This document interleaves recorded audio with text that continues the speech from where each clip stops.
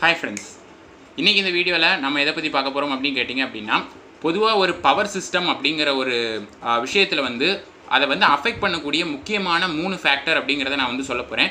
Power system affect பண்ணக்கூடிய factors பார்த்திங்கன்னா நிறைய நம்ம சொல்லலாம். பட் முக்கியமான 3 ஃபேக்டர்ஸ் இந்த வீடியோவில் நான் சொல்ல போகிறேன். ஓகேவா?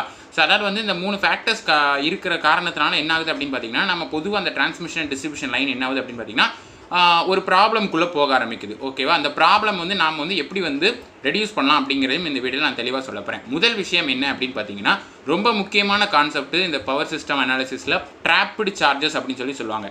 ட்ராப்டு சார்ஜஸ் அப்படின்னா, ட்ராப் அப்படின்னா என்ன அப்படின்னு பார்த்தீங்கன்னா, அரெஸ்ட் பண்ணி வைக்கிறது அப்படின்னு அர்த்தம். அதாவது ஒரு இடத்துல ஸ்டாட்டிக்காக இருக்கிறதுக்கு அர்த்தம் தான் என்ன அப்படின்னு பார்த்தீங்கன்னா, இந்த ட்ராப்டு சார்ஜஸ் அப்படின்னு சொல்லுவாங்க. ஓகேவா?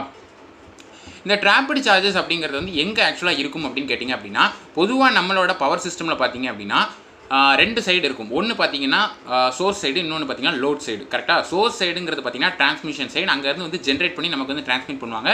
லோட் சைடு பார்த்தீங்க அப்படின்னா டிஸ்ட்ரிபியூஷன் சைடு, நமக்கு டிஸ்ட்ரிபியூட் பண்ணுவாங்க. நம்ம அதை எடுத்து கன்சியூம் பண்ணிட்டு நம்ம கன்சியூமர். கரெக்டாக? இது 2 விஷயம் இருக்குது. இப்போ என்ன ஆகுது அப்படின்னு பார்த்தீங்க அப்படின்னா, ஒரு லோடு சைடு இருக்குன்னு வச்சுக்கோங்களேன். இப்போ ஒரு லோடு சைடில் நம்ம என்ன பண்ணுறோம் அப்படின்னா, லோடே போடலை அப்படின்னா அதோட கண்டிஷன் பேர் என்ன அப்படின்னு பார்த்தீங்கன்னா, நோ லோட் கண்டிஷன் அப்படின்னு சொல்லுவாங்க. கரெக்டாக? ஸோ அப்போ அந்த இடத்துல கரண்ட் ஃப்ளோ என்னன்னு பார்த்தீங்கன்னா 0, காரணம் நோ லோட் கண்டிஷன். பட் வோல்டேஜ்ன்றது அந்த இடத்துல இருக்கும். சரிங்களா?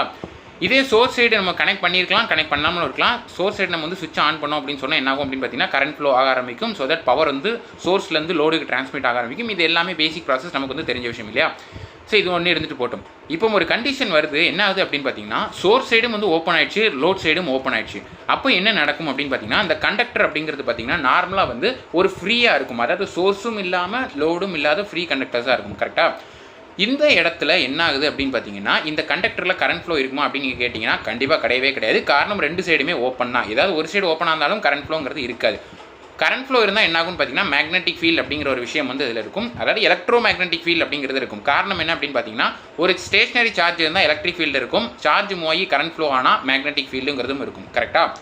இப்போ இந்த இடத்துல என்ன ஆகுதுன்னு பார்த்தீங்கன்னா, கரண்ட் ஃப்ளோங்கிறது இல்லாத போகிற காரணத்தினால மேக்னெட்டிக் ஃபீல்டுங்கிறது இருக்கிறது இல்லை, எலக்ட்ரிக் ஃபீல்டு மட்டும் தான் இருக்கும். அந்த எலக்ட்ரிக் ஃபீல்டு என்ன ஃபார்மில் இருக்கும் அப்படின்னு பார்த்தீங்கன்னா, சார்ஜஸ் அப்படிங்கிற ஃபார்ம். ஏன்னா சார்ஜஸ் ஸ்டாட்டிக் சார்ஜஸ்னாலே அங்கே அதை சுற்றி எலக்ட்ரிக் ஃபீல்டு இருக்குன்னு அர்த்தம். இந்த என்விரான்மெண்ட்டில் எல்லா இடத்துலையுமே எலக்ட்ரிக் ஃபீல்டு இருக்குது. கரெக்டாக? சரி, ஒரு லோடில் கரண்ட் ஃப்ளோ ஆகிட்டு இருக்குது. இப்போ நான் சடனாக லோடை கட் பண்ணிட்டேன், சோர்ஸையும் நான் ஆஃப் பண்ணிட்டேன் அப்படின்னு சொன்னால், அப்போ அந்த ஒயர் ஓப்பன் கண்டிஷனில் இருக்கும்போது அந்த இடத்துல போய் நான் அந்த ஒயரில் டச் பண்ணேன் அப்படின்னு சொன்னால் எனக்கு ஷாக் அடிக்குமா? நான் எலக்ட்ரோக்யூட் ஆகணும் அப்படின்னு கேட்டிங்கன்னா ஆமாம் ஆவேன். ஸோ கேட்க ஆச்சரியமாக இருக்கும் இல்லையா? ஸோ ஒரு ஓப்பன் சர்க்கியூட்டு, ஆனால் கரண்ட் ஃப்ளோ நாம் கையை வச்சா சடனாக ஃப்ளோ ஆகுமா? எங்கேருந்து அந்த கரண்ட் வருது அப்படின்னு கேட்டிங்கன்னா, that is known as trapped charges அப்படின்னு சொல்லுவாங்க. ஸ்டாட்டிக் சார்ஜஸ் அங்கே ப்ரெசென்ட்டாக இருக்கிற காரணத்தினால ஸ்டாட்டிக் சார்ஜஸ் என்ன பண்ணுன்னு பார்த்தீங்கன்னா, சோர்ஸ் சைடும் போக முடியாமல் லோட் சைடும் போக முடியாமல் அப்படியே அந்த இடத்துல அப்படியே அரெஸ்ட் ஆகி நின்றுட்டு இருக்கும். அது எந்த இடத்துலையாவது டிஸ்சார்ஜ் ஆகிறதுக்கு ஒரு பாத்து வேணும். அந்த பாத்தை யார் கிரியேட் பண்ணுவோம் அப்படின்னு பார்த்தீங்கன்னா, நாம் பொதுவான சிஸ்டம் வச்சு நம்ம பண்ணியிருக்கணும். பட் நம்ம பண்ணாமல் விட்டுட்டு நாம் போய் அதை போய் கையை பிடிச்சிட்டோம்னு சொன்னால் நம்ம வழியாக டிஸ்சார்ஜ் ஆகும். கரெக்டாக? ஏன்னா ஒரு எலக்ட்ரானாக இருக்குது. ஒரு எலக்ட்ரான் மூவ் ஆனால் தான் கரண்ட் ஃப்ளோங்கிறத கன்ஸ்டியூட் பண்ணுது. ஸோ எந்த ஒரு இதாக இருந்தாலும் சரி, ஒரு பேசிக் லா இருக்குது. Electricity can neither B produce நார் பி டெஸ்ட்ராய். எலக்ட்ரிசிட்டி நம்மளால் ப்ரொடியூஸும் பண்ண முடியாது, டெஸ்ட்ராயும் பண்ண முடியாது. For each and every action there is a opposite and equal reaction. ஒரு ஆக்ஷன் இருந்தால் ரியாக்ஷன் நடந்தே ஆகணும். ஒரு எலக்ட்ரான் இங்கேருந்து அங்கே மூவ் ஆச்சுன்னா இப்போ பேக்கில் மூவ் ஆகி தான் ஆகணும். அப்படின்னா தான் அங்கே பேலன்ஸ்டான ஒரு விஷயம் நடந்திருக்கு. இந்த உலகமே பேலன்ஸ்டாக இருக்குன்னு அர்த்தம். கரெக்டாக? சோர்ஸ்லேருந்து நான் எலக்ட்ரானை சோர்ஸ்லேருந்து லோடு கரண்ட் போனால் அப்போ எலக்ட்ரான் மூவ் டேரக்ஷன் ஆப்போசிட்டில் இருக்கணும். அப்போ எலக்ட்ரானை நான் மூவ் பண்ண வச்சு திடீர்னு லோடையும் கட் பண்ணி விட்டு சோர்ஸையும் கட் பண்ணிவிட்டு அப்போ அந்த எலக்ட்ரான் எங்கே போய் பேக்கில் போய் பேலன்ஸ் ஆகும்னு நினச்சிங்க அப்படின்னா, அந்த விஷயத்தில் தான் என்ன ஆகுது அப்படின்னு பார்த்தீங்கன்னா, இந்த ட்ராப்டு சார்ஜஸ் அப்படிங்கிறது இருக்குது. அந்த சார்ஜஸோட எஃபெக்ட் அப்படிங்கிறது கண்டிப்பாகவே அந்த இடத்துல இருக்கும். நீங்கள் போய் தொட்டுட்டாலோ அல்லது வேறு ஏதாவது ஒரு டிஸ்சார்ஜ் பார்த்து கிடைச்சாலும் ஆட்டோமேட்டிக்காக அது என்ன ஆகும்னு பார்த்தீங்கன்னா, அந்த சார்ஜஸ் டிஸ்சார்ஜ் கரண்ட் ஃப்ளோவாக டிஸ்சார்ஜ் ஆக ஆரம்பிக்கும். ஓகேவா? இதுக்கு பெஸ்ட் எக்ஸாம்பிள் எங்கே இருக்குது அப்படின்னு பார்த்தீங்கன்னா, தலைக்கு மேலே ஃபேன் ஓடிட்டுருக்கு. இதுவே ஒரு பெஸ்ட் எக்ஸாம்பிள். இதை பற்றி ஒரு வீடியோ நான் சொல்லியிருந்தேன். கெப்பாசிட்டர் அப்படிங்கிறது பார்த்தீங்கன்னா ஃபேனில் யூஸ் பண்ணியிருப்போம். காரணம் என்ன அப்படின்னு பார்த்தீங்கன்னா, single phase induction motor self starting motor கிடையாது. ஸோ அதை ஒரு மோட்டர் ரொட்டேட் ஆகணும்னா 2 டைப் ஆஃப் ஃபீல்டு வேணும். 2 டைப் ஆஃப் ஃபீல்டோட இன்ட்ராக்ஷன் இருந்தால் தான் டார்க் ப்ரொடியூஸ் ஆகும். ஸோ தட் ஃபேன் ரொட்டேட் ஆகும். ஒரு ஃபீல்டு யார் கொடுக்குறா அப்படின்னா, நாம கொடுக்குற சோர்ஸ்னால வரக்கூடிய ஃபீல்டு. இன்னொரு ஃபீல்டு யார் அப்படின்னு பார்த்தீங்கன்னா, அந்த கெப்பாசிட்டரை சார்ஜ் பண்ணி ஒரு ஃபீல்டை நம்மளே ப்ரொடியூஸ் பண்ணுவோம். இந்த 2 ஃபீல்டோட இன்ட்ராக்ஷனால தான் டார்க் ப்ரொடியூஸ் ஆகி ஃபேன் ரொட்டேட் ஆகுது. கரெக்டாக? இப்போ ஃபேன் லோடு, நான் கொடுக்குற சுவிட்ச் சோர்ஸ் அங்கேருந்து வருது. இந்த கெப்பாசிட்டருங்கிறது இடையில ஒரு கண்டென்சர். ஓகேவா? இப்போ நான் என்ன பண்ணிட்டேன் அப்படின்னா, அந்த சுவிட்சை நான் ஆஃப் பண்ணிட்டேன். லோட் சைடு உள்ள சுவிட்சை நான் ஆஃப் பண்ணிட்டேன். ஃபேன் ரன் ஆகாது.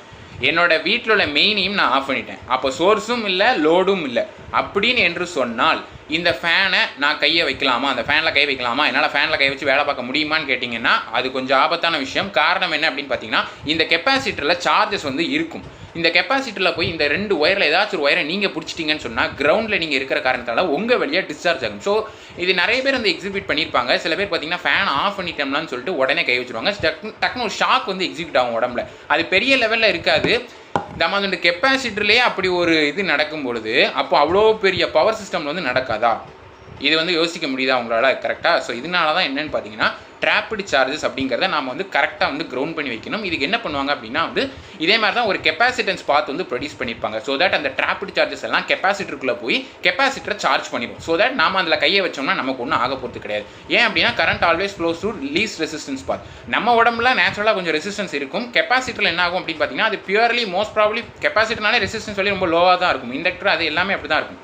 ஸோ அதனால் என்ன ஆகுது அப்படின்னு பார்த்தீங்கன்னா அந்த லீஸ்ட் ரெசிஸ்டன்ஸ் பாத்தில் ஃப்ளோ ஆக ஆரம்பிச்சிடும். ஸோ இப்படி தான் என்ன ஆகுது அப்படின்னு பார்த்தீங்கன்னா ட்ராப்டு சார்ஜஸோட எஃபெக்ட் எல்லாமே இது குறைக்கிறாங்க. இதெல்லாம் ஃபர்தர் நிறைய ஸ்டெப்ஸ் இந்த மாதிரி நம்ம எடுத்து குறைச்சிக்கலாம் அப்படிங்கிறது. ஓகேவா?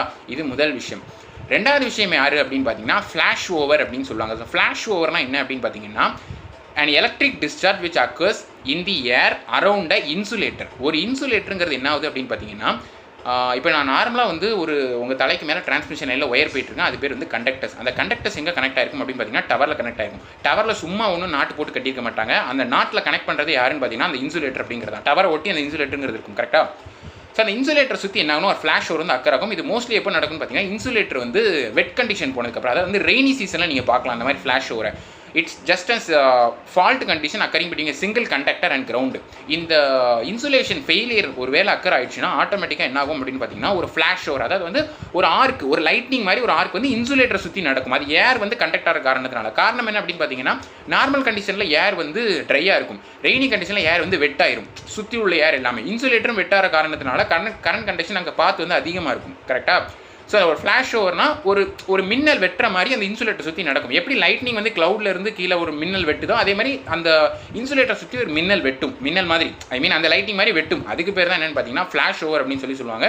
இதை எப்படி ரெடியூஸ் பண்ணலாம் அப்படின்னு பார்த்தீங்கன்னா இந்த இன்சுலேஷன் அப்படிங்கிற ஒரு விஷயத்தை நம்ம கரெக்டாக பண்ணணும். அண்ட் ஆல்சோ வந்து சர்ஜ் அரஸ்டர்ஸ், லைட்னிங் அரஸ்டர்ஸ் இந்த மாதிரி விஷயங்களும் கண்டக்டர்ஸில் யூஸ் பண்ணியிருப்பாங்க. எப்படி நம்ம வீட்டில் வந்து இந்த லைட்னிங் அரஸ்டர் நம்ம இந்த மொட்டை மாடலில் இருக்கும் இல்லையா? ஸோ அதே மாதிரி சர்ஜ் அரஸ்டர்ஸ்லாம் நம்ம இந்த சிஸ்டமில் யூஸ் பண்ணணும்னு சொன்னால் அந்த மாதிரி தான் நம்ம மோஸ்ட் ப்ராபப்லி வந்து அவாய்ட் பண்ணிக்கலாங்கிறதும் இன்னொரு விஷயம். மூணாவது விஷயம் யார் அப்படின்னு பார்த்தீங்கன்னா ஆர்க்கிங் கிரவுண்ட் அப்படின்னு சொல்லுவாங்க. இந்த ஆர்க்கிங் கிரவுண்டை பற்றி ஒரு வீடியோ வந்து நான் ஏற்கனவே அப்லோட் பண்ணியிருக்கேன் நம்ம சேனலில். இந்த ஆர்க்கிங் கிரவுண்ட் என்ன அப்படின்னு பார்த்தீங்கன்னா இப்போலாம் அந்த ஆர்க்கிங் கிரவுண்ட் கிடையாது. காரணம் என்னென்னு பார்த்தீங்கன்னா ஆர்க்கிங் கிரவுண்ட் எங்கே அக்கறாகும்னா அன்கிரவுண்டட் சிஸ்டம் தான் அக்கறாகும். ஒருவேளை மேபி சில சிஸ்டம்ஸில் பார்த்தீங்கன்னா வந்து கிரவுண்ட் ஆகாத சிஸ்டமில் என்ன ஆகுது அப்படின்னு பார்த்தீங்கன்னா ஒரு கண்டக்டர் வந்து நம்ம கரெக்டாக கிரவுண்ட் பண்ணதப்போ ஃபால்ட் கரண்ட் ஃப்ளோ ஆச்சு அப்படின்னு சொன்னால் அந்த ஃபால்ட் கரண்ட் எப்படி வந்து எந்த பாத்தில் வந்து டிஸ்சார்ஜ் ஆக ட்ரை பண்ணும் அப்படின்னு கேட்டிங்கன்னா ஏரில் வந்து கண்டக்ட் ஆகும். ஏர்லேயே வந்து கெப்பாசிட்டன்ஸ் ஃபார்ம் ஆகி அது வழியாக வந்து ஒரு ஆர்க் மாதிரி ஃபார்ம் ஆகும் ஒரு கண்டக்டருக்கும் கிரவுண்டுக்கும் இடையில. இதை நான் சொல்லும்போது உங்களுக்கு என்ன ஆகுது அப்படின்னு பார்த்தீங்கன்னா ஒரு ட்ராப்டு சார்ஜஸ் மாதிரியே அல்லது ஒரு ஃப்ளாஷ் ஓவர் மாதிரியே தான் ஒரு கண்டிஷன் வருது. ஸோ அப்போ கிட்டத்தட்ட என்ன தெரியுது, மூணுமே கிட்டத்தட்ட டிஸ்சார்ஜ் பார்த்து தான். ஆக்சுவலாக கெப்பாசிட்டன்ஸ் மாதிரி டிஸ்சார்ஜ் தான் ஆக போகுது மூணுமே. பட் வெவ்வேறு விதமான டேர்ம்ஸாக வந்து டிஃபைன் பண்ணியிருக்காங்க. வெவ்வேறு இடங்களில் வெவ்வேறு கண்டிஷன்ஸில் அதெல்லாம் நடக்குங்கிறத தான் வந்து சொல்லிட்டு இருக்கேங்கிறத தெரிஞ்சுக்கோங்க. ஸோ இந்த ஆர்க்கிங் கிரவுண்டை பற்றி அதில் உள்ள ஃபால்ட்டை எப்படி அனலைஸ் பண்ணுறது, மற்ற கண்டக்டர்ஸ்லாம் அஃபெக்ட் ஆகுது, இதெல்லாம் வந்து ஒரு வீடியோவில் நான் தெளிவாக சொல்லியிருக்கேன். ஸோ அந்த வீடியோட லிங்க் வந்து டிஸ்கிரிப்ஷனில் இருக்குது, அதுக்கு போங்க. ஸோ இதை தான் வந்து என்னென்னு பார்த்தீங்கன்னா இந்த வீடியோவில் நான் சொல்ல நினச்சேன். ஸோ இது எல்லாமே பார்த்தீங்க அப்படின்னா வந்து இது ஒவ்வொரு ஸ்டெப்பாக எடுத்து நம்ம வந்து செய்யலாம். இதெல்லாம் ஃபேக்டர்ஸ் அஃபெக்ட், இது மட்டும்தான் ஃபேக்டர்ஸ் அஃபெக்டிங் பவர் சிஸ்டம் அப்படின்னு கேட்டிங்கன்னா அப்படிலாம் கிடையாது. நான் வந்து எனக்கு பிடிச்ச ஒரு 3 விஷயங்களை சொல்லணும்னு நினச்சேன், நான் சொல்லிட்டேன்.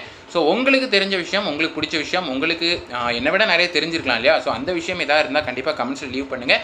அதே மாதிரி இந்த ட்ராப்டு சார்ஜஸை பற்றி நான் நிறைய நெட்டில் தேடி பார்த்தேன். அதுக்கு ஒரு ஸ்டாண்டர்ட் டெஃபினிஷன் இல்லை இருக்கிற மாதிரி எனக்கு தெரியல.